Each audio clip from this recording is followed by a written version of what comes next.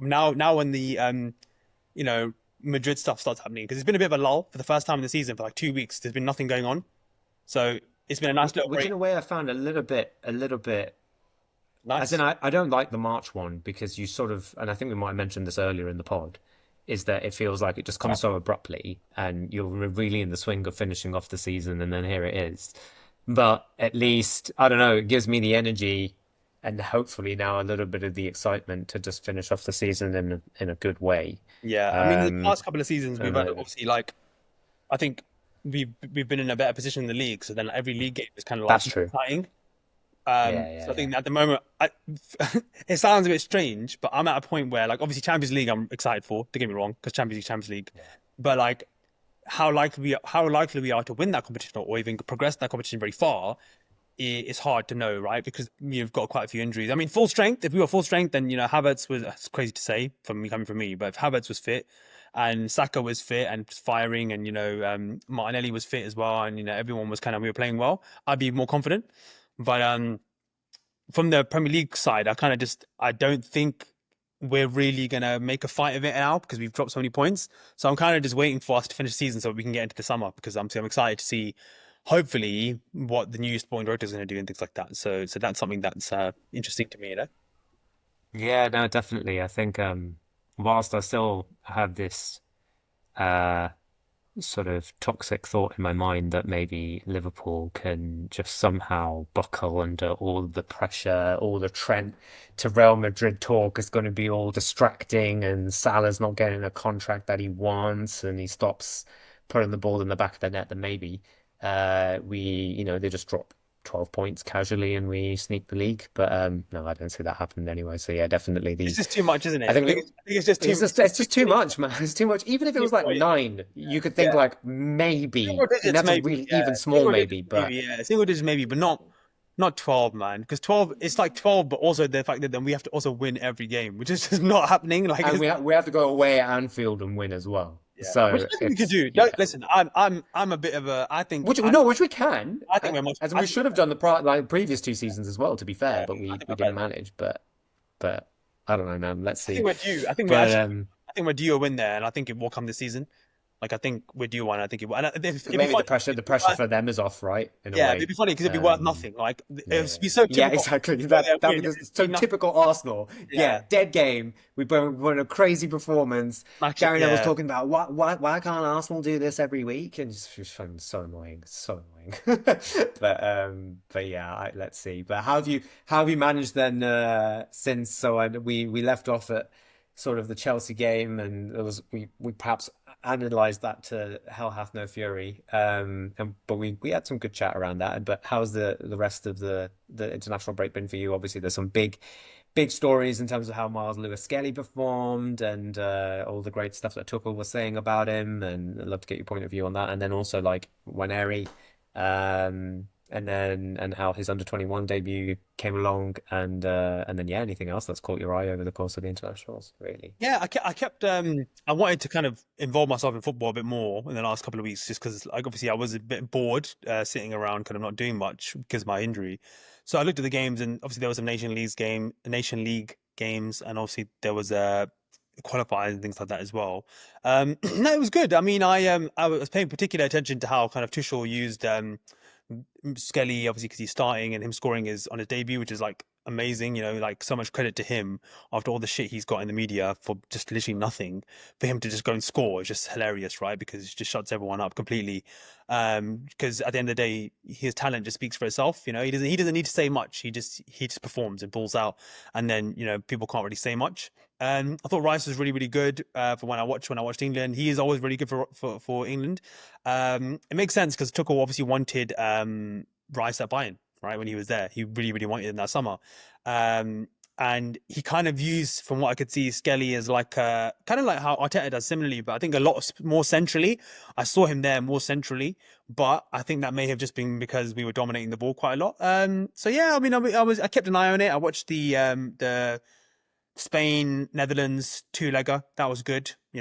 Really a lot of talent on show in those games. Like I'm really interested to watch kind of Zubimendi. Obviously, I was keeping a close eye on him. Obviously, Lamine Yamal is just incredible footballer. Like he's just fantastic at 17. I like the Dutch team as well. We're just keeping an eye on Reinders and stuff. So it's nice. It's nice to, you know what? It's nice to watch international football because I don't find the time to watch European football as much anymore. So when I can see all these players from different leagues kind of coming together and playing, it just gives me a bit more opportunity to kind of really kind of take a closer look at some players. And I do find it entertaining. I don't like it as much during at the start of the season, just because I'm so like starved of football. I just want to watch Premier League football, and obviously there's still stuff to play for. At this point in the season, I'm a bit more like, you know what? Again, not too much going on. I've got a bit of Arsenal fatigue, so it's nice to kind of watch some other players.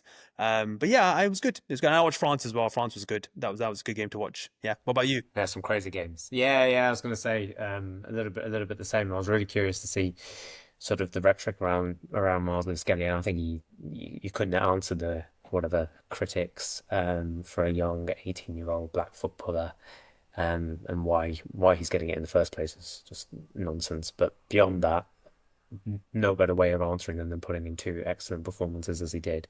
I think it's going to take Tuchel a long time to put a stamp on that team and get them playing the sort of exciting kind of buccaneering football that he was hoping to install. But it's also hard, right? Like you're playing teams like Albania and Latvia at home, and you should get a couple of goals and you're just kind of cruising really. And I think a lot of the players even might have been thinking about the fact that they need to get back to their clubs ahead of a run in. You even think of the likes of like Harry Kane, etc., who's trying to win the Bundesliga or win a trophy. Period. Um, yeah, it's super important for them. And then you've got like Jude Bellingham at Real Madrid trying to win La Liga, and then obviously we get to see him at the Emirates in a couple of weeks as well. So yeah, it was very interesting. I thought Saliba had some couple of crazy games, or let's say definitely some hard games, some very emotional games. He played a lot of minutes as well for France. And then yeah, I think it's good that mostly everybody has come back unscathed. I think it's just Calafiori who I'm a little bit worried about in terms of I haven't read anything else in terms of how bad he is, but obviously he got I sent home just early. From what I read, it was just like But an MCL sprain, I think. So I think it's like 2 to 3 weeks he's going to be out. But okay, all right. I But mean, to be honest, I wouldn't have expected him maybe to rotate in the Premier League. But I actually have a funny feeling that I think Arteta, if we're only thinking about the next really big game we have, which is Real Madrid, I think he might have started who? Martin Calafiori? Skelly anyway. Oh No, yeah. Lewis Skelly. So that's why I feel like, and we've got like 18 I left was backs like, anyway. who? I was like, Whoa, whoa, what are you saying? No, no, no. 1v1, I said, like, yeah, I just yeah. don't, yeah, no. And I think it goes back to the earlier point, conversation that we were having regarding Calafiori. I think he's definitely, you know, actually going to take a little bit of a side, but just mentioning Calafiori, there's these rumors flying around of Gabriel and Al Nasser being in for him again. And I know there's all this, it may be just stuff just to bump up his contract because he's in this kind of rigmarole a little bit with Saliba because It's his contract comes first, and it's then two he wants to years, make sure isn't that he's it? the I highest. think they both 2 got about 2 years years. left. Yeah, they both got All I two. would say is just a PSA to Arsenal Football Club. If you want any chance of winning anything serious in the next 3 or 4 years, you will sign Gabriel Magalhaes up to a long-term contract. That man is, in my opinion, the best centre back in the world. Like, quote me on it, laugh at it, run from it, doesn't matter, man. It's it's true. He is Colossus, mate. Colossus. That guy is absolutely like so good. He is so world class. He gets into absolutely every single team in the world. Every team in the world. You can't tell me a team in the world right now who doesn't start that guy. People say, "Oh, my Liverpool, yeah." I was gonna say even Saliba's been saying that yeah, Big Gabby's been carrying me for most Yeah, of the season anyway. it's Yeah. good. Like, and the thing is, like, so it depends on what kind of defender. Like, see, this is the thing, right? When we look at centre backs and we look at players and we try and rate them, sometimes we try and put centre backs up against each other, especially ones who play with each other, right? And we say, who's better at them? But it doesn't work that way because this is not the kind of people used to have the same conversation about Carvalho and Terry. People would have the same conversation about Vidic and Ferdinand. People would have the same conversation about Campbell and Adams. People have the same conversation about Campbell and Torre. Like, it's not about comparing them. It's about understanding that they both complement each other so well. you know? Which is similar with Van Dijk and Konate as well, right? Like Konate's managed to have a front run of games, and for Van Dijk losing a little bit of that explosiveness in terms of getting to the player first. Obviously, his brain's insane, Yeah, but Konate has the yeah, speed and the power to exactly. to And to mop up, let's say, or come. Yeah, that's it. exactly. Kanate is very Um, similar to Gabriel in the sense that they yeah. both defend the wide areas and big spaces so well, and Mhm. they allow the person who's in that space, so like Trent, for example, for Liverpool, and let's say it's one of our left backs, either it's Skelly or Timber or Calafiori or Zinchenko or Tierney or whoever's playing left back, on that day, they allow them to then just roam into areas to then support the midfield, without having to worry like, oh, I've got to keep an eye on this area because Gabriel just holds it, So he's fantastic, man. I think he's someone we have to definitely just nail down. He deserves the money. He does absolutely deserves it. In my opinion, he's been our player of the season. Either him or Raya have been our player of the season. So if anyone deserves that money, it's him, and I'm sure they will. I'm sure they will. I know obviously he's looking at Saudi maybe, and that's a lot of life changing money, but I don't know. For me, it doesn't seem like he's the kind of guy who's going to put that over fulfilling what he feels like he needs to fulfill in terms of Arsenal Football Club. Arteta is basically, I say, first real signing. I'm pretty sure, like he was like the first guy that he bought in. I might be wrong. I might be wrong, but I'm pretty sure he was like one of the first guys he bought in. And it was clear as day from when they scouted him, and from when he came in, he was our best defender. People can say, oh, he had like a bozo gene or whatever, or like he wasn't as good defensively, and I think it's just naive. I think it's naive. I think it's someone has started the narrative. Someone started that narrative, and then what happened was people kept like jumping on the narrative every little minor mistake he might have made, but then weren't looking at the 99% of other times when he was just absolutely amazing. And now he's pretty infallible, right? He's pretty infallible now, and he has been for the last 2.5 years. But the annoying thing about the narrative that surrounds him is that he might make a mistake. Like, do you remember Van Dijk against Arsenal last season, where him and Alisson just cock it up, and Martinelli walks it in? They do, and they do that more regularly than you would ever than you care to imagine, or at least the media will let you ever see. But Exactly. they did not do it just a couple of weeks back. Not Yeah, not against Newcastle, but I can remember, or Southampton. was it in the Paris Saint-Germain? Yeah, exactly, at Southampton. Yeah, precisely. Um, And exactly, but you never hear the whole Van Dijk's got a bozo gene thing. Like you never hear that. Whereas if Gabriel makes one mistake, that's straight away the people are like, oh, I told you, he's always so it's just a narrative thing. He is and what? fantastic. And sorry, and that's our own fans, unfortunately, just as Yeah, much as everybody else who makes that sort of noise. We have this horrible thing of trying to compare. I don't know. I don't know. I don't indulge enough in other fan forums in terms of, or let's say, the discourse on social media in terms of how Liverpool fans are talking about Van Dijk making mistakes or anything like this or whatever. But it it always feels like it feels bigger than it needs to be when Arsenal fans are talking about these sorts of things, as you use it as a stick to beat someone with straight away. But yeah, I agree. I think obviously at his age, if you're looking at going to Saudi, I know, as you say, life-changing money, but to be fair, you could argue he's already earned life-changing yeah, money and yeah. will do continue to do so if he signs a new It's a contract with higher contract, Arsenal. yeah, exactly. Because Yeah, of course he I will. think he's on like near the 100K mark at the moment, which for how good he is and how important he is quite not that much really.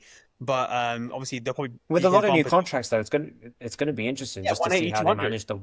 Yeah, Yeah, how do you manage all the wage structure, right? It yeah, looks but like all that's these players are coming sort of at But that that's normal, right? I'm sure, for me period. personally, like from a business forecast perspective, I'm sure the Uh, financial advisors and the financial people at the they've club, already thought about it. They would have exactly, known. like Yeah, they'll yeah, just say, yeah, listen, they this is would where have the known. team is. We're getting rid of like Aubameyang, getting rid of Ozil, getting rid of Willian, getting rid of like the Cedric contracts, getting rid of Pepe's contract, getting rid of Lacazette's contract, getting rid of the big contracts, reduce the wage bill massively, right? But that's And what I'm we're saying. what, about fifth or sixth in the league in terms of Exactly. wage But the bill, point would be, comparative to a revenue. There was an amazing article. I don't know if I actually got to I've share seen, it with yeah, you. I've seen that, Did you yeah, read it? yeah, The Chris Weatherspoon one from on the Athletic, really and it good, just shows that we have a lot of headroom yeah. to be able to get And it these was going to players up to happen, the right? wages that And it they was need going to to be. happen. Like naturally, as your Yeah. team progresses, and the point is not having a high wage bill. The point is having a high wage bill comparative to your positioning and your performance. So if you've got a high wage bill, but you're finishing like, fifth and fourth, then it's not going to work. If you're consistently finishing the Champions League, in Champions League spots, and you're getting second, maybe trying to win trophies, your wage bill can be high because you're paying for quality. Well, you're getting into the latter stages of the European competitions. Like, I Yeah, think it's insane how much money now Arsenal are going to earn for just getting into the quarterfinals of the Champions League it's now. normal, right? You pay more because of Yeah, and then you look at a club like Aston Villa, who their revenue to wage bill is like at 92% or something ridiculous.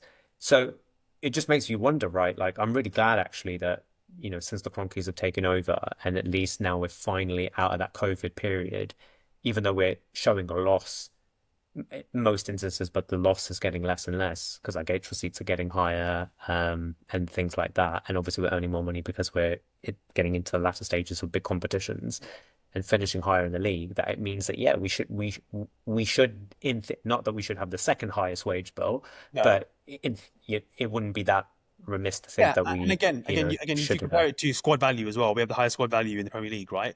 And Yes, yeah, yeah, they've yeah, taken that and built that up, along with obviously definitely. guys like Saka and things like that, who are just amazing. But one question I wanted to ask you, right? So there was a lot of talk about transfers. So a lot of talk about transfers coming into next season, and one of the points being made was that we had quite a high budget for transfers. However, someone mentioned that we may see a quite a lot like a important sale to fund some of that as well. So they said that an important player might actually leave this summer, because of that, right?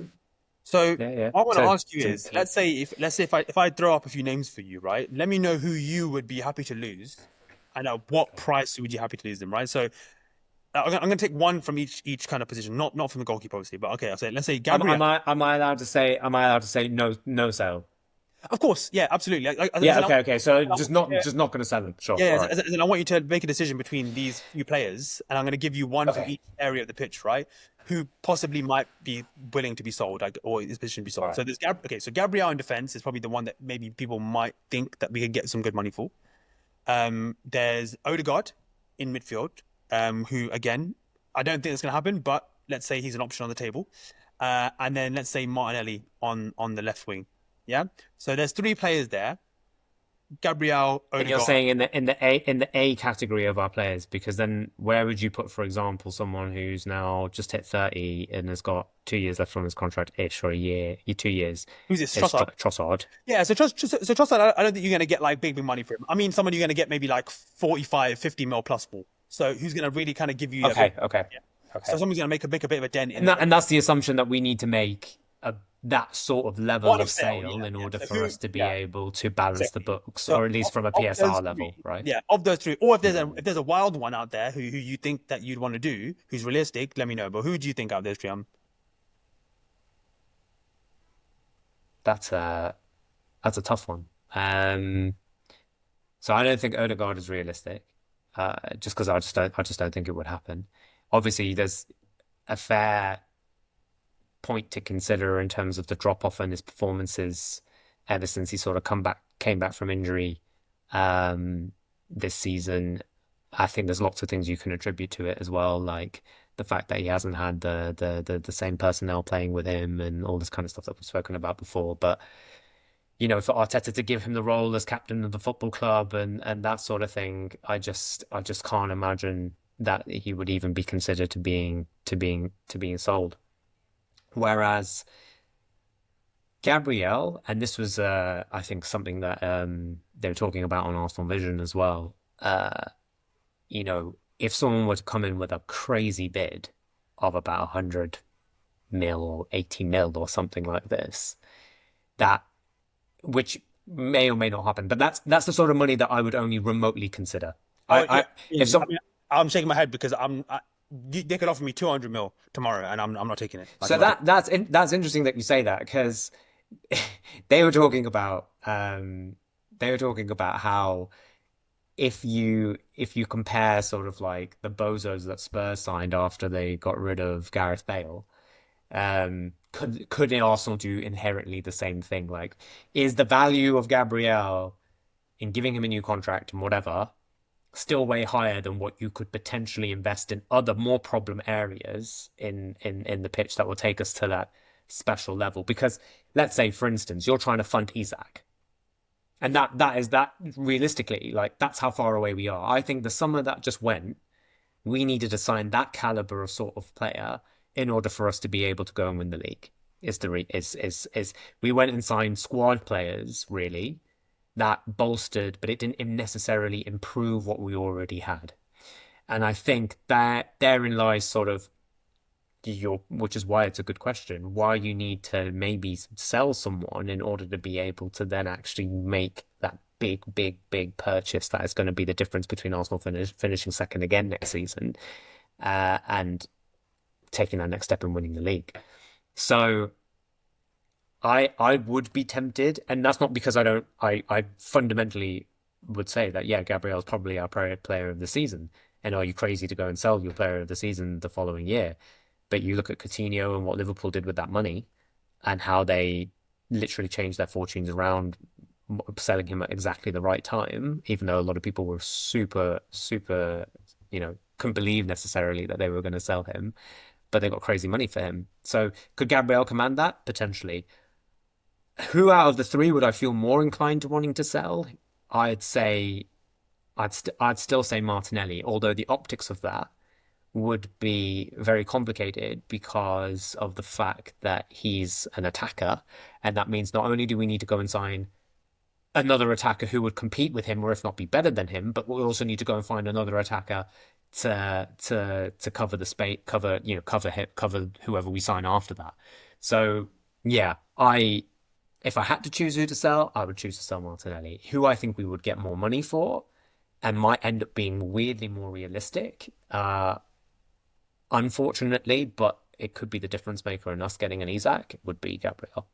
So I'm looking at. I don't know if you can see the screen here. I've just shared the Yeah, I screen. can see the screen. Yeah, Yeah, yeah, so I've just shared what his apparently current market value is, current transfer market, which is 75 million euros. I think that's undervaluing him. I think he probably wouldn't. I don't think Arsenal would consider anything under 100 mil probably. yeah. Purely because I I just agree. don't think that they think that they'll be able to replace him effectively enough without some sort of like catch to say, well, okay, well, 100 million pounds is a lot of money. So, and he's 27. But what's really Yeah, interesting, exactly. I think also this speaks to his. I think this speaks to his character and the kind of person who you're dealing with at the club, right? His last contract extension, as you can see there, was October 21st, 2022. So 2.5 years, almost 3 years. Not almost 3 years, 2.5 years, basically, right? Um, and some players, when they've had a contract extension like that, and then they see everyone else then kind of jump over them, people who don't perform maybe even like half as well as them consistently, they might start down tools a bit, really, because they just get a bit demotivated, right? It's easy to get demotivated. Like it happens in all walks of life and all professions, right? Where you don't feel like you're being adequately, what's the word, kind of valued. You see people around you and your colleagues around you who don't do half as much as you, or maybe not as much as you, who are getting then rewards and getting awards and getting kind of rewarded for doing things that you do on a daily basis, but because they're not as talented, maybe, or because they're not as good, it seems like more of an issue. And then they get more money and get more pay. And it's very easy to become demotivated, right? And I think he has not whatsoever. I think he's just got better and better and better every single year. So yeah, from what you're saying, I completely agree. Like, if we're looking for value of money, like in terms of how much we can get in, which I mean, who doesn't have a massive impact, where you could maybe replace it. You could say Gabriel. I think he'd have a massive impact if we It's lost him.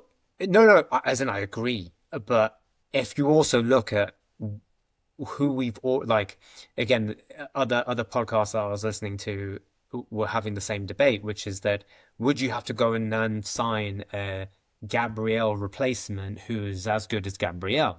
And then you're sort of asking yourself the question, well, what was Calafiori bought for? Like, was he exclusively just to be the left back? I don't Well, I think think he's a centre back. so. Not I think he's a centre back. I think he's a centre back so personally. we've said that, right? We said that in earlier, right? We said that he's probably more suited to playing in that centre back role.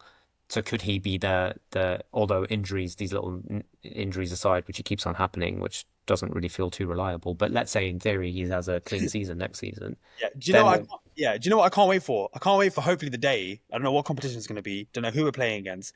I can't wait for the day where him and Ben White are playing centre back together. Because well, I just think that they're so similar in what they do and the way they carry the ball and how like attack minded they are. I can't wait for the day they play centre back together because I think we're just gonna have so many. You know that Ben White ball over the top to Saka against Liverpool. Yeah, Like exactly that. Gabriel and Saliba don't do that really. Like they don't really do that. Gabriel does it a little bit. Like he does it a little bit when he hooks Yeah, his around it he and stuff does. like that. Yeah. But Yeah, yeah. Ben White is like amazing at that. And I just can't I don't think it'd be such a fun centre back pairing to watch. Like, yeah, we might concede a few goals, but I just think it'd be so fun to watch them two play centre back together. Like hopefully one day maybe like where did the whole PSV thing again where we beat them like 7-1 or whatever, and then in the second Yeah, leg exactly. Gabriel and Saliba can just chill out for the whole game and just relax, and then Ben White and Calafiori can actually Well, play and I think all the injuries. I think that's what Arteta was sort of hoping to get to. Sort of that level of rotation that City historically had, and Liverpool have managed to do a little bit this season. Although still, this idea that all those players can always be rotated on a regular basis is not true, right? The title-winning sides usually have players who your Van Dijks and Konates in this respect who've been able to play more or less most of the season. But yeah, that you can rotate them and you feel comfortable and confident whoever's coming in is as almost as good as the person who's playing. So yeah, Ben White being able to play centre back with Calafiori is I'm sure something that Arteta wanted, and then being able to have Tomiyasu is as well would have made a massive difference. And also then having, then Timber can either play left back, he can either play right back. Um, but he just all those injuries is just really hampered our ability to have that flexibility that I think he really wanted. And same goes for what happened in midfield and yeah. in attack. It's been So unprecedented. But question for you. So this is really interesting, right? Because I what's mean, Martinelli? Is that Martinelli? No. yeah. So like I love mine. Like, I Yeah, do love him, right? I have yeah, frustrations about I've had reservations about his performance and the way he is kind of like yeah, couple of years now actually. But 23, very young, right? Very young player. He's got 2 years left in his contract with an option for another. So let's just call it three. Let's call it 3 years left in his yeah. contract. So decent contract left, and he's 23 years old. So decent value. How much would it take, and what offer would it take? And I'm sure it matters who as well. How much would it take to sell Martinelli? Well, looking at the transfer market data, his values drop because in accordance to his performances as well. And injuries as well, probably to be fair. And injuries as well, yeah, for sure. And that's probably all played a role in terms of his value and also then his performance levels. But I think 55 million euros is pretty fair. I think it's difficult for us to ask for much more because Is that outside of England, you'd say? So I mean, if it's a European team, and I think that's the sort of numbers that outside of England can afford. I think yeah. in England you can slap on the Premier League tax Yeah, I mean, I'm not and you selling him to say, anyone in England for anything less than like 80 yeah, exactly. I would much rather get 55 mil. I yeah, would much rather it be euros. pounds than euros, but yeah, and sell him to Juventus or whoever. And then at least from that perspective, we see how we fare. But yeah, I think now will that money again be the sort of difference maker you need in order to go and sign Isaac? I don't know. I don't know.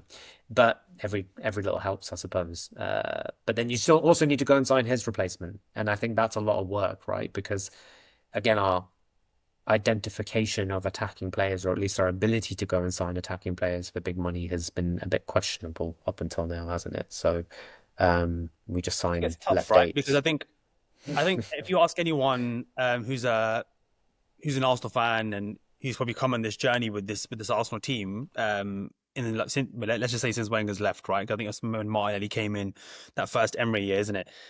I think the thing is, I think if you ask any Arsenal fan, you want to win, but you don't want to win with just anybody, and I think that's important. I think you could offer me a complete change starting 11. You could say, listen, we're going to swap out your players who you have now. We're going to give you all these players, and then you're going to win the Champions League and you're going to win the Premier League next season.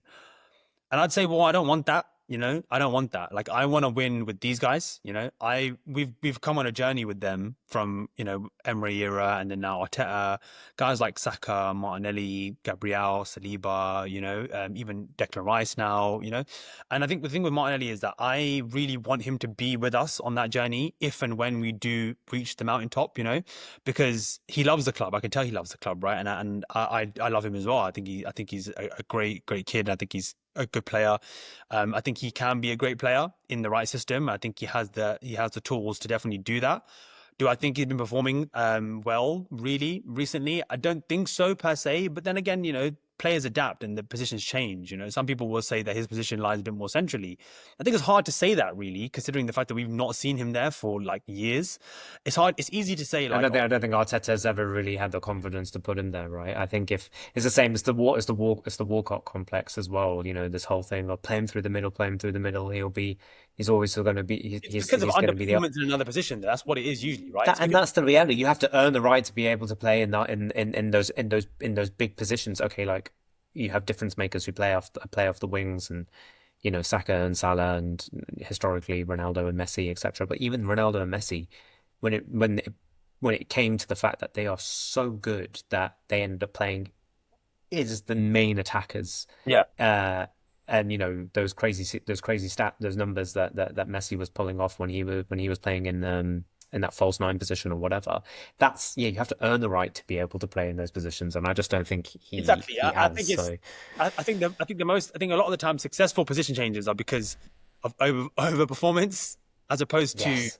underperformance and changing. I think like sometimes you can get lucky and you think, oh, actually, like for example, Havertz, right? Worked. Havertz was really Yeah. underperforming in left eight, and I think actually that does moved and built into the narrative of how decent he is up front because of how bad he was in the left eight position. I think if he had just came and started at number 9 and that was his original position, I think more people would have an issue with. We would have been looking at him through a very different lens. Yeah, for Exactly, sure. exactly. Because So the I think expectation is that you're going to be. So the Martinelli conversation is hard because, like I said, I really want him to be on this journey with us, but sometimes, unfortunately, you can't have to. That's the level of ruthlessness you need to have in And you order make to be mistakes able to sometimes, win. right? You make mistakes sometimes. Yeah, So and Arsenal were criminal for it in the past, right? but let's look at Chelsea as a really big example. Yeah, He basically had De yeah. Bruyne and Salah on their books, right? Absolutely. It didn't stop them from winning the Champions League. Nope. Obviously, they probably would have won more if they kept those guys. Most likely. Yeah, if Mourinho wasn't such a despot, then they might have been able to keep them. But at the end of the day, win they have more. their way of doing things, and this is the one thing I always say. And this is again, And also certain players are just not. It just might be, and this is what you're even seeing like with Rashford now at Villa, is that it's the environment's not right, the way you've been coached is not right. You just need a change of scenery, and that's sometimes it. that does. And there's more Yeah. ways to win than just the way that everyone thinks initially, right? So like every manager, and this is not only football, this is everywhere in life and professional workplaces.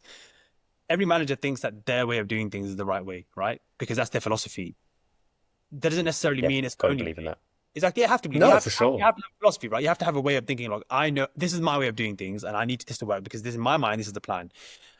And it's not always going to be the right way, but it could be the right way. But also, it's not the only way, right? There's more ways to succeed than one. And I think the thing with a Martinelli sale is that sometimes you have to make these decisions for the best of everyone because he probably needs to go somewhere where maybe he's going to reinvent himself a little bit. Who knows? Okay, I'm talking absolute nonsense here because who knows? He might just had a really bad season because, not really bad, he might have had a bit of a bad season because he's not as fit, we're not playing as well, we're not creating as much. Maybe when we get some of these players we're hopefully linked with, which I'm sure we'll talk about in a second, and we become a bit more direct, which is what we were when Xhaka was there. And it's really interesting because I think it will lead nicely into the Zubimendi conversation we have in a few minutes. If we become more direct, he'll start to flourish more, and then we'll be sitting here in a year's time like, I can't believe who are those fucking idiots talking about selling Martinelli, mate. The guy's got 10 Premier League goals and has only been like 7 games. That's I'm sure what's going to happen, right? But you can't know everything, and you also can't be afraid to make decisions because you're scared of the consequences.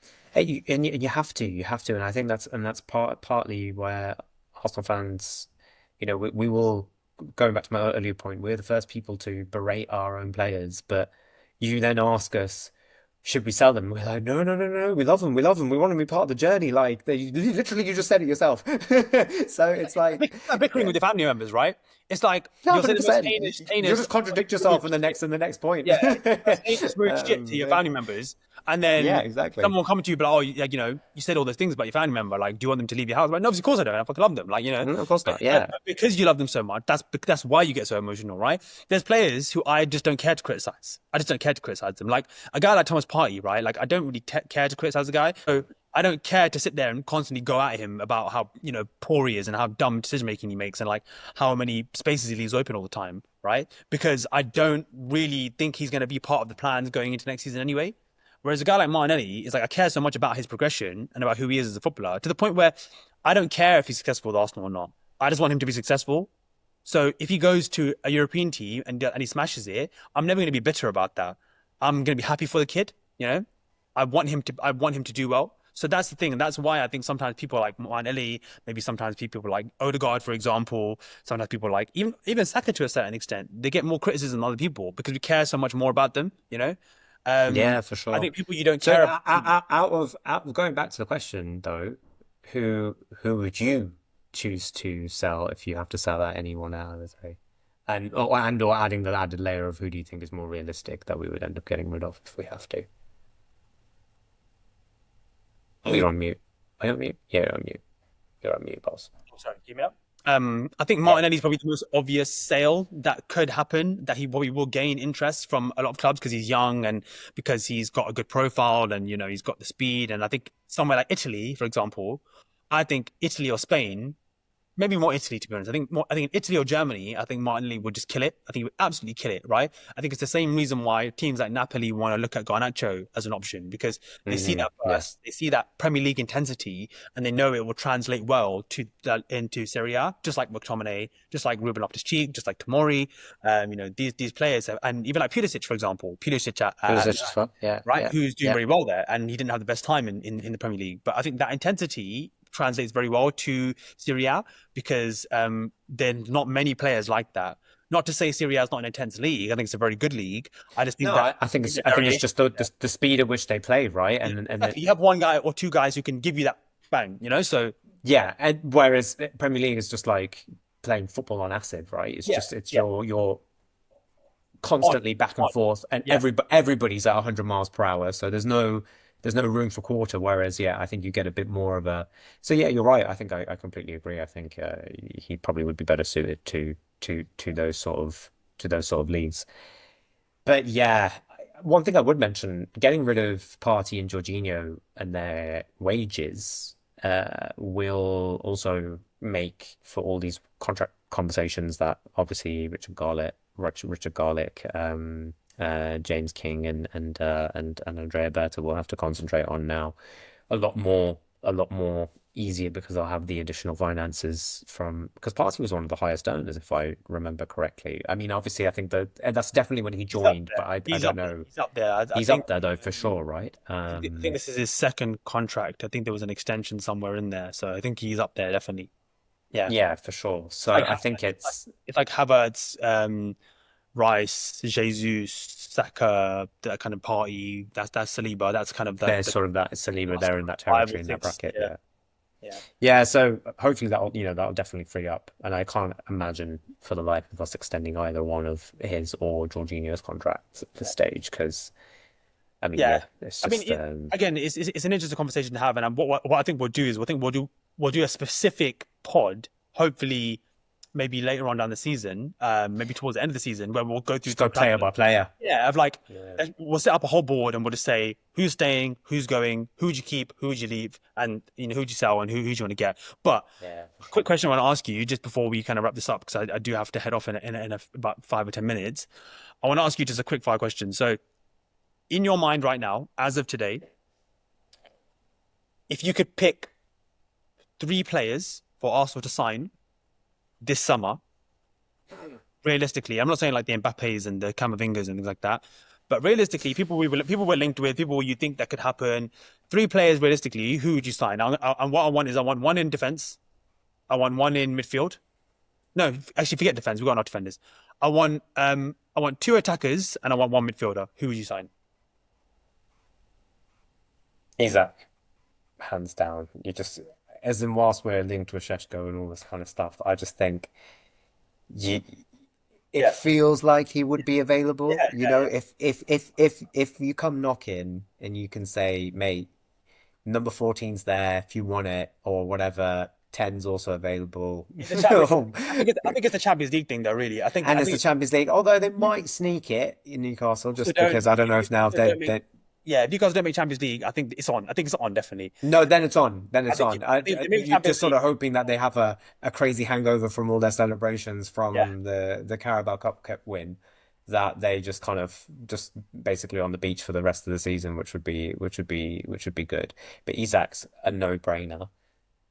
Winger wise, I don't know, man. Like Athletic Club are playing much better. Bilbao in La Liga. I think Nico Williams is playing a little bit better, and So even I have something to say about Nico Williams quickly. So again, not just a quick question. Not watched yeah, loads of yeah, not watched yeah, loads of him.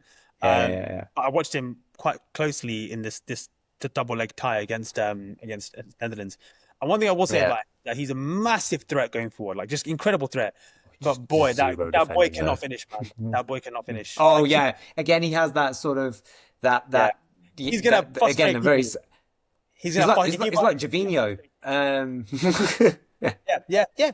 I mean, he's gonna frustrate people. He's gonna frustrate. Like, I think honestly, he's not. If people need to be prepared that if he arrives and Arsenal do sign him, I think he'll be really excited about the positions he takes up, but and the things he can do. But I think there'll be times where he should score and he doesn't. And the same is frustrations you have with Martinelli. I think you're gonna find you have with a player like that as well. You could have that, right? So then the other person that obviously a lot of the people have been talking about is Ekitike from Frankfurt. And I think what's he's got so far in the Bundesliga, 13 goals and 4 assists after playing 25 matches. He's only 22. I think Mm. obviously he would still come at a bit of a premium, but could you argue that he would be a level up from Martinelli? Yes, on that. But again, he sort of plays in that The kind of striker. he kind of Yeah, I think he's more of a he's striker. definitely Yeah, yeah, but he's more of a striker exactly, he's but. a bit like Isak, right? I don't think he's uncomfortable in wide areas because he can dribble, he can take people on. That's right, and and what I'm really looking for from an attack lens perspective is that particularly this season, and you saw glimpses of it last season as well, is that there was a predictability to the way that Arsenal played, and I think you're really looking for players who actually change a little bit the way that we play in some respects because you just don't know what's going to happen. And even Arteta's been saying it as well himself, like, look, up to a certain point, then it's up to the players to kind of make things happen. You can only coach them so far. So I think him addressing that by also going to try and sign slightly different players of different types of personnel. And then obviously we're lucky that we have Waneri coming through who can play off the wings. And if we keep a hold of Martinelli, when there's still Trossard knocking about, and Jesus will come back, what version of him will come back? Obviously, we're not going to be able to sell him or anything at this stage. So there will be options. And all of whom can play off the wing and then can come in. And I think I'm really looking for more of that dynamism across the front line as well because it's going to be a nightmare for defenders to defend against. So yeah, I like him. I think, and again, when you play, you've seen with Marmoush as well, just how well he's adapting to the Premier League already. I would imagine that again, Ekitike coming from the Bundesliga would probably have no issues necessarily adapting. Midfield wise, are we assuming that Zubamendi's done? No. So I wouldn't assume that just because I think there's been some rumors about Real Madrid kind of knocking on his door and him Which being. which which is a bit I of a think head turner, right? yeah, well, it's not even That that. It's that, but also I think he's comfortable in Spain. I think a lot of Spanish players would prefer to stay in Spain because which I mean, yeah, if I then the ask same you with English players where would wanting you rather to live, yeah, London or Barcelona, I'm probably most of the time probably picking Barcelona to be honest because it's a yeah, nice place even to live. Madrid, man. Madrid is a great city Yeah, as well, exactly. so Yeah, I'd happily live either in either one of those places. But yeah. So he's. London's a good third against them, I suppose. But I think I just said I about like elite holiday back there. I just keep remembering how awesome that city is, man. Just a quick, yeah. Barcelona's my favorite city in the world. That's why I said that. Not that I think yeah, Juventus is I going can to understand. Barcelona. That's why Henri went there and stuff and broke our hearts too. And I understand it. I understand it. But But yeah, um, let's assume that's not done, but it's an option. okay, I've got a couple of two wild cards. One for the wing. I don't know if he sort of plays on the wing, but he sort of doesn't. But I do like him as Eberici Eze. I don't know Yeah, if he good player. just what a baller. Like I think if you put him in a side as good as ours, Yeah, could he? Like it's sort of the Elise kind of breed, right? Just sort of Elise is just doing amazing things now for France and for Bayern. So that's one Palace player I'd be interested in. The second Palace player I'd be interested in, and I think you're gonna be gassed about this too, yeah. is Adam Morton because Sick he is player, a man. G. What Sick a player. player! And actually, would I even prefer him over Zubamendi if I had to choose? Oh, dang, maybe. But this is But the yeah, interesting thing, right? Like, so that's a really interesting point you made because, like, I've been doing a lot more Zubamendi scouting like recently. So I watched like 7 or 8 of Associated games actually. Like, watched highlights of those. I watched the Arsenal Vision scouting pod of him. Um, and like obviously it's interesting to listen to what they say, but in reality, like I'm just watching the clips and making up my own opinions on those clips, right? And I think me and Clive had a very similar kind of feeling after it. So whereas like some people kind of look at that and think, and even his performance against Netherlands, right? There was a compilation of it, about 2.5 minutes. And there were so many people coming out like, oh, what is this? I see this on Sundays and like the park, and this is nothing. And like, it's just a basic. And I think what they're failing to see, right, is that like he can teach you a lot about what it means to be a midfielder and what it means to be a midfielder that other players want to play with. Well, but that's it. You're the metronome, right? That six is so crucial, and I think the way that Arteta wants that six to be, and he was probably hoping Rice could be, and then Rice has ended up being more of an engine of that box to box vibe. And he probably sees that, right? I think he sees, and again, I don't want to get killed for this comparison because I'm not comparing the players per se, because I think Lampard is an absolute like elite centre mid of all time. I think he sees more Lampard in Declan Rice long term. Yes, And yes, I see what you mean by that. Yeah, because people used to like people used to just reduce Lampard's whole career to, oh, you just shoot. And even me, to be fair, when I was like 13, I used to say this to piss my Chelsea friends off. Oh, he just shoots and deflects in and blah blah. Or he's just attacking midfielder. He was so much more than attacking midfielder. He was so much more than that, right? He was an all action midfielder. He did a lot. Yeah, he was. I think with Zubimendi, what I see, right, is he's so good at playing forward so quickly. He already knows where. It's like Alonso, right? Xabi Alonso was, and he's one of my favorite footballers of all time, ever. And he's just like, yeah, exactly. Pass. He already knows before even sometimes the player who's receiving it knows where they need to go. So he's getting. He's got that picture, and he's got the pitch in his mind, right? Like he knows exactly. At the highest level we're talking about here, like Premier League, Champions League level, being 1 or 2 seconds earlier than your peers around you. And your people around you, you kill them off. You kill them off because then that gives, for example, someone like Saka on the wing or Martinelli on the wing 1 or 2 more seconds to go out their fullback 1v1, or it gives our striker 1 or 2 more seconds to go forward, or our midfielder. And I think when I watched him and I watched how good he was, one, playing off both feet, there was no bias there. It was like, cool, it's on my left, I'll play it on my left. It's on my right, I'll play it on my right.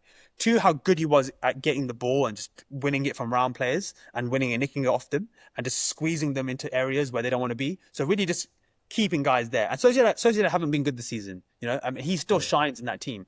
And on top of that as well, it's his willingness to play forward and also take risks, right? And I think for us, one of the biggest frustrations I think you ask any Arsenal fan this season is that we play so slowly. And when we get the ball, you don't see the speed and the build up that's necessary, right? And I think we were talking about that when we were talking about the Chelsea game as well a little bit, where you actually saw Martinelli making those runs. And there's just the hesitancy to just not play that risky ball, because either the players don't believe that they have the capability to be able to do it, which maybe some of the players who are on the ball in that moment don't. But yeah, you have to have that confidence in yourself, and partly some of it is Arteta based, which is control to the extent of which you're just playing percentages. But then you can't break down teams. But we don't know, right? Again, we assume these things because we see it happen quite consistently. Of course, we don't know. Yeah. Arteta might be telling those guys, listen, play. But play that ball. Yeah. Like if you're Thomas Partey and you know, mate, I turn slower than a bloody caravan, I'm not looking to lose the ball, because then I'm going to have to go run it back and I might just rip my hip off the bone because I'm not used to running that back like this, right? Or if I'm Jorginho and Jorginho's like getting frustrated by how slow we're playing, and Jorginho actually goes ahead of the ball quite a lot. He's a bit like, well, I'm not even going to be here to play these balls, so I'm going to go receive it there because Declan Rice is going to be there, right? So I think I personally I really like, now I'm watching him more and more. I really do like Zubimendi. I think he's a really good player. I think he's very, very pivotal to have in a team where you've got a lot of fast-flowing attacking talent. Like, put it this way, I think if you take Zubimendi and you put him in our 2022-23 team, oh mate, I think we score like 20 more goals that season. True. Where we had a little bit more of that unknown quality about us. I think we walk the league. I think we smash it, because I think losing Xhaka, as much as again I've been one of his biggest critics from the past, was a big issue for us, because massive, so huge. Quick at getting the ball out and over to certain areas and to players who then and not afraid to play the pass that needs to be played, right? Because he doesn't mind if he loses it. He doesn't mind if he loses, because he's like, you know what, I don't mind. He's strong enough of a personality to be like, you know what, we'll get it back. It's all right, I'll try it again, and I'll get it back. Or like, it doesn't matter if I lose it, because I'm playing it from a position of being behind the ball. If that makes sense. So if I Yes, lose yeah, it, yeah, yeah. it's in You front have of me. enough time to be able to Yeah, yeah, recover the it's in front of me situation anyway. in theory. I'm not losing it Yeah. there, playing a flick around the corner, and then I've got to run backwards to my own goal. If I lose it, everything's still in front of me, and that's fine because I can cover that ground and I can keep them away, and I can make my IQ is so high that I know where he's going to play it before he even plays it. Do you know what I mean? And Mm. I think that's what happens. One thing I noticed when we play football, for example, right? You know you've got someone locked when you know what they're going to do before they even do it. You know, if you're playing against Mm. someone and your IQ is so much higher than theirs, then when you're playing against them, you don't mind losing it because as soon as the ball goes to them, you're like, well, I know he's going to play that ball anyway. So I'm going to make a jump quickly, half a second earlier than him. His mind won't be able to assess that I've known that already and change it, and I'm going to win it back from him anyway. You know, and I think Zubamendi's IQ is so high that he does that quite a lot. So I like him, man. I do like him. I mean, the only other name that was floating about was Bruno G, who is like one of my favorite players.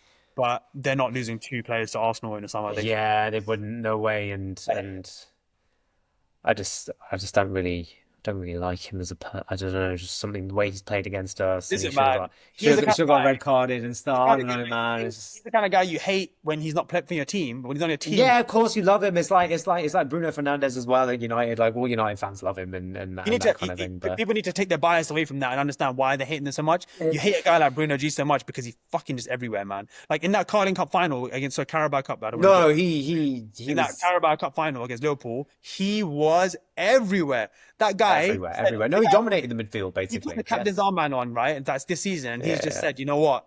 This I'm is not it. walking out of here without this trophy in it. And that's the kind of guy. Those are the kind of guys you need, man, in your team.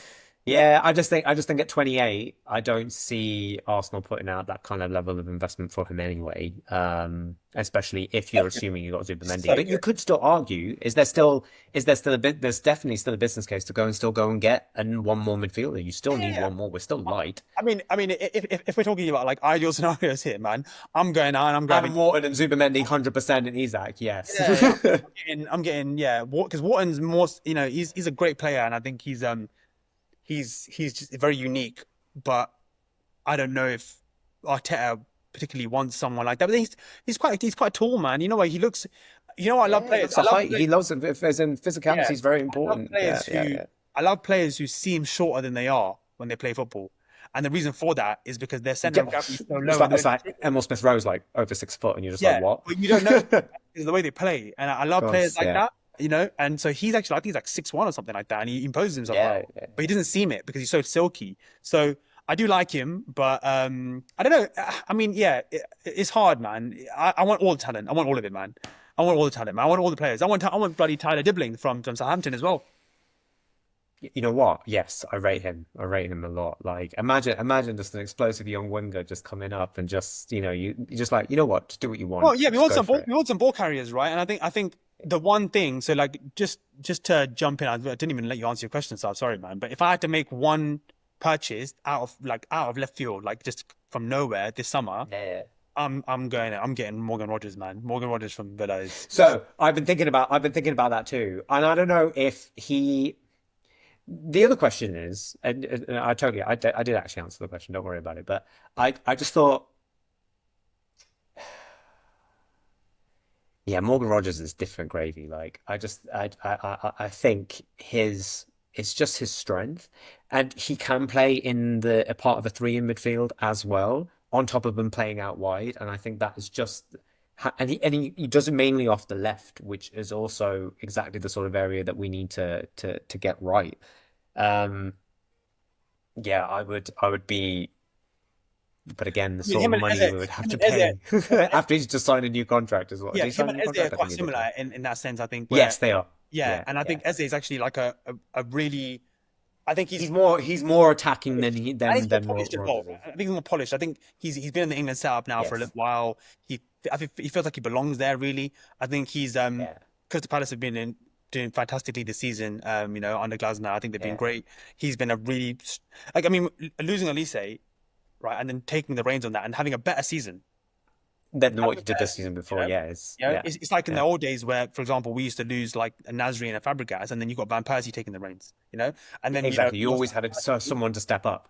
we lost Van Persie, and then you got Carzola, like and Podolski, Which who was the big conversations we're having about Gabriel, right? Could Calafiori step up and be like, yeah, that's it, you I'm know your what? man Yeah, now. that's a really good way. It's a really good way to turn into Do you that, know what I actually, mean? because you never know, right? When you lose some players, you find other ones.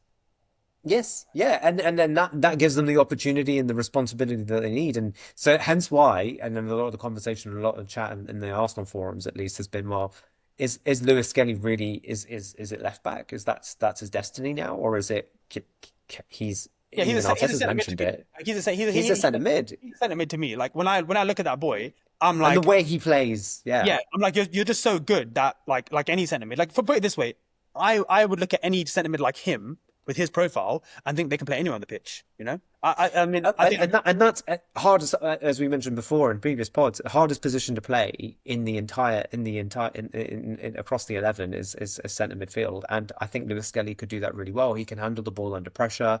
I think he's shown in glimpses the kind of passes that he can play, and he's not afraid to take. His personality is such as that he's not afraid to take risks, and so there's a conversation to be had that, okay, if you lose Zinchenko, most likely Tierney's obviously going. Then we're light and left back again. How do we probably need to find another one of those? And then does that give the opportunity for Lewis Skelly to be one of those players in midfield? And you don't need to go and spend another fortune. And that money then can be used for Isak. Do you see what I mean? So it's Andrea Berta's got a hard job. yeah, Hard job.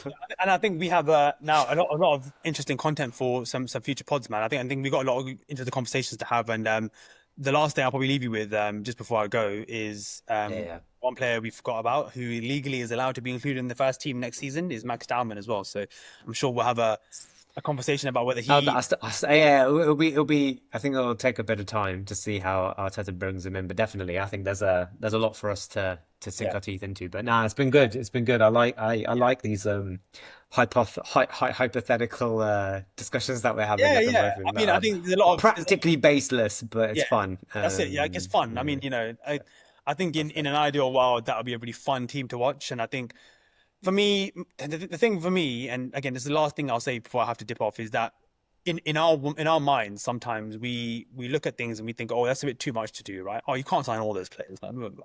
And in reality, at the end of the day, you have to ask yourself, as a football team like Arsenal Football Club, or Man United, Man United, Manchester United, or Chelsea, or Liverpool, Real Madrid, Barcelona, Bayern Munich, like, we're talking about the biggest teams, Inter Milan, AC Milan, some of the guys who maybe not as good at the moment, but trying to get up there. What's your goal? Yeah, like, what is your goal? Your goal, really, as a football club, is to build a dynasty, right? And by that, especially a team like Arsenal, it should be you want to dominate world football for a select period of time, 5 to 10 years. And I'm talking multiple Champions Leagues and multiple Premier Leagues and multiple titles, because that's how you stamp your name in history, right? and it becomes a self-fulfilling prophecy, right? Yeah, Like all those teams that have managed to build the dynasties, you sort of look at the late 2000s, early sort of 2010s teens of Barcelona, etc. Like, okay, yes, did they fundamentally cripple themselves financially doing it? Yeah, could there be a better way of doing that? For sure, but Real Madrid haven't, right? Like Real Madrid, okay, I get for family. At the end of the day, the point being is that they find talent and they recruit it regardless. They don't think, oh, we yeah, got they players. they looked at Chouameni, they looked at Camavinga, and they were like, Yeah, yeah, and that's it. most likely there's a very high chance that they might go and win the Champions League again this season without Trent Alexander-Arnold. Does that stop them from And they're going? still going to go and sign Trent Alexander-Arnold, and they'll probably come in for Saliba as well. Yeah, and because they know it's not about just getting one and being like, oh, we can take off our gas now. Oh, we finally did it. No, You it does can't. not Yeah, stop. It does not stop for an do institution not like stop that. it. It does not Cannot stop. stop. Yeah. Every single year, there is a culture ingrained in that franchise that we have to win. We have to win because it's expected of us, right? And that's what Ferguson did at Exactly. United, right? He And let's knew, be and serious. he would get rid of Van Nistelrooy, Yeah, squad, Beckham and Van Nistelrooy's, Yapstam, Ian whoever. Yeah, gone because we need gone. to win, and this we are a dynasty, right? What's happened to the club after has been hilarious. Don't get me wrong, love it, love every moment of it, yeah. But again, the right people understand that it's about securing and future-proofing your club, because any moment someone else could come and just rip your chain off, man. You know, Absolutely, and we yeah. haven't done it yet. It's been 20 fucking years, man. And let's be honest, we weren't even doing it back then. We've never done it. We've never done it. We've never had an extended period. The only thing that would have been is if, yeah, exactly. We never really were able to even win a Premier League back to back, and Exactly. that's So that's as the much as hardest Arsenal thing to do. fans sit here and we like to call ourselves one of the biggest clubs in England, and we like to call ourselves the biggest club in London, and this and this and that and that and that. At the end of the day, when it happens, you'll know. You know? Yeah, the difference it is. Yeah. Even though Chelsea bought their way to it, but did they win, back-to-back they Premier won every Leagues fucking trophy. on multiple instances? Yeah, and they were the most successful club in England for 20 years, right? From 2020, 2004 to 2024, they were the most successful club in England. They won all the trophies, right? When we get to that point, you'll know it, and then you'll realize all the stuff we're saying now about how we're this and we're that. Yeah, exactly. That's not the same. It's not the same conversation. Because because when you get there, you won't have to say anything because everyone else will know. You know, problem is now we speak a lot, and Arsenal fans get criticism of it, and it's just a fair criticism. We talk a lot. We talk a lot because we're trying to convince not only everyone else but ourselves. We're convincing ourselves. Yeah, we're just trying to make ourselves feel better. We're still good, and we're still one of the best teams. Yeah. Man, you have to win the trophies and make it happen. Last thing, quick shout out to Arsenal women's team for their absolutely exceptional. Oh yeah, massive! What a result! What a result! We have to take massive inspiration from that. To be honest. I want to talk about that as well. Like I felt bad not talking about that because I was just I was locked in, man. I was locked into that game. Equally as gassed as you would be watching the men's side. Yeah, 100%. They once again put the Arsenal men's team to shame in Europe, and they have since the day they won the trophy and thereafter. I think Tim Stillman was talking about how they've won the competition and been to 8 semi-finals. There's never been a comparison. So of course. Massive. Those ladies, congratulations. You've absolutely smashed it. Russo. What a finish, mate! What a performance! Like to see her getting into more positions and playing and honestly, scoring more of those goals, man. Can she start up front for Madrid? I reckon she'll score a few for us because the service we can provide. The way she turns and her instinct in the box. Again, thank you, Just knew. Ball's going to be there on the slide for it, and it's going to go in. It's our reverse Van Persie with that because she's just killing it, man. She's killing it, and well, good luck to them in there. And then Chloe Kelly coming in and giving a couple of assists as well, and playing really well again. I think that could have been Rashford for us. Do you know what I mean? If we hadn't wasted some of our loans. On goalkeepers that we're never going to play, but hey ho, well done to the ladies team. I hope they can get past Lyon. Maybe we should try and depending on how you're doing, maybe we should try and get down for one of those games. For one of the Lyon games, could be interesting. The Lyon game in theory. Oh, you're on mute, bro. Yeah, stairs. Before it's the last thing that you say. Yeah, so stairs are a bit of an issue for me, but yeah, man, I will. Yeah, stairs. That's true. That's true. But we'll probably do one on Tuesday. You take my ticket to the Fulham game. As in theory, yes. I'll find out. I think there might be some Unilever tickets going as well, but I'll let you know. It's fine. Tell me and then I'll send you. Yeah, it's all good. It's all good. I'll let you know if in case they come through. But I will send you my Real Madrid ticket for the 8th. Yeah, gassed. I'm so gassed you're going to Cabo. I'm so gassed for you. I'm so happy that you're going on holiday. I'm so gassed for you. Right, go and hang out with Winnie, man. She needs some attention. Hey. Oh, that. Yeah, so cute. Has she been out, or was she there the whole time? Oh, you're on mute again. That's cool. That's all right. She was sleeping before. And then okay, now she's like, okay, I'm awake now. Let's hang out. She's like, I need to go to take a piss, and you're pissing around. So can you hurry? Stop talking about Arsenal, come on, let's go. Right, standing next to the door, like she's like, "Oh, Dan, you're so cute. Hi, Winnie. Hey, Winnie. She's like, Winnie. Can we go, please? Yeah, go on. Who's that? Hey, Winnie. I'll come and visit you soon. All right, man. I'll bring your scared cousin as well, Harper, along. Nice one, mate. Catch you in a bit. Good chatting. Chat to you soon. Adios. Bye.